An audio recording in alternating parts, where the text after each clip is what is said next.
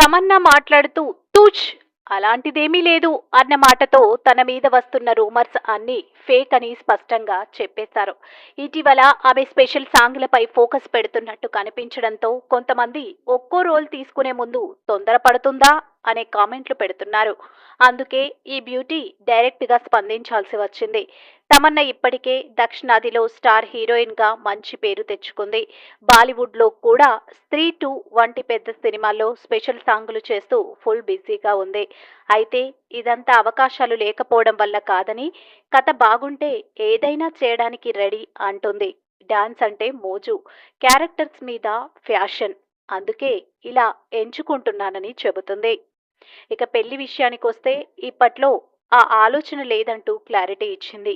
Career మీద focus పెట్టిన తమన్నా ఒక మంచి సినిమా నాకు ఎంత సంతృప్తిని ఇస్తుందో అదే నాకు పెద్ద విజయం అంటుంది.